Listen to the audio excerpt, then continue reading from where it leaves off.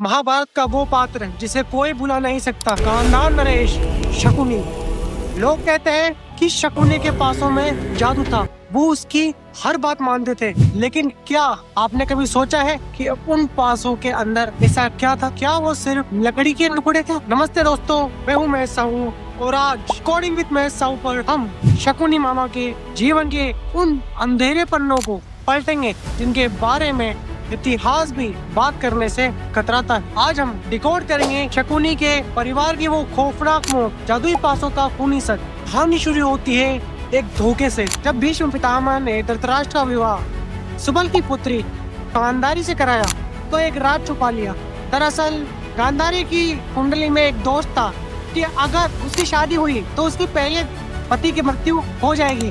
तो सुबल ने इस दोष को मिटाने के लिए गांधारी का विवाह एक बकरे से कराया और ये बात भीष्म पितामह से धृतराष्ट्र से छुपाई।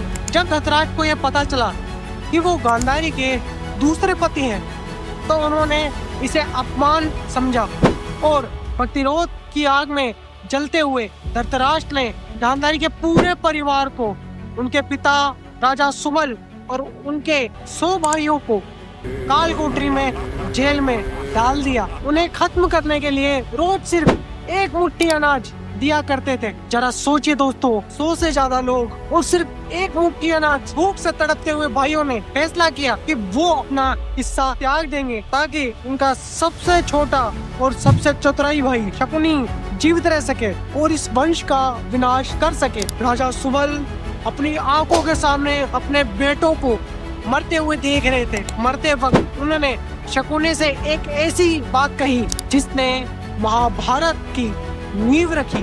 उन्होंने कहा, शकुनी मेरे बेटे, मरने के बाद मेरी उंगलियों की हड्डियों से पासे बनाना और इन पासों में मेरा प्रतिशोध, मेरी इच्छा शक्ति होगी। यही वो राज जो पासे शकुनी के पास बात मानते। शकुनी की बात इसलिए नहीं मानते थे कि वो जादूगर था, बल्कि इसलिए मानते थे क्योंकि उन पासों में उसके पिता की हड्डियों का अंश और उनकी अंतिम तड़प समाई। जब भी शकुनी पासे फेंकता, राजा सुबल वही अंक दिखाती थी जो शकुनी चाहता था।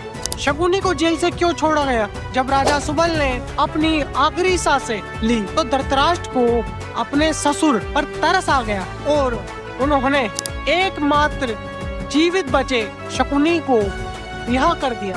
लेकिन जाने से पहले राजा सुबल ने शकुनी का एक पैर डंडे से मारकर तोड़ दिया। उन्होंने ऐसा इसलिए किया ताकि शकुनी जब भी चले उसे वो लंगड़ाहट, वो दर्द याद दिलाता रहे। उसके परिवार के साथ क्या हुआ था, वो लंगड़ाकर चलना उसकी कमजोरी नहीं थी बल्कि उसकी नफरत की निशानी थी।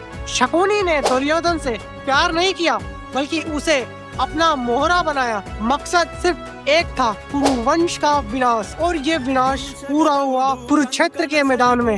युद्ध के 18वें दिन शकुनी का सामना हुआ पांडवों के सबसे ज्ञानी भाई सहदेव से और सहदेव ने प्रतिज्ञा की थी कि वो उस इंसान का अंत करेंगे जिसने दूध क्रीड़ा में द्रौपदी का अपमान कराया था। एक भयंकर युद्ध के बाद सहदेव ने अपनी तलवार से शकुनी का मस्तक काट दिया और उस प्रतिशोध का अंत हुआ जो दशकों पहले एक कालकोठरी में शुरू हुआ था। तो दोस्तों, क्या आपको लगता है कि शकुनी का प्रतिशोध सही था? क्या एक परिवार के अपमान का बदला लेने के लिए लाखों करोड़ों लोगों का खून बहाना जायज था?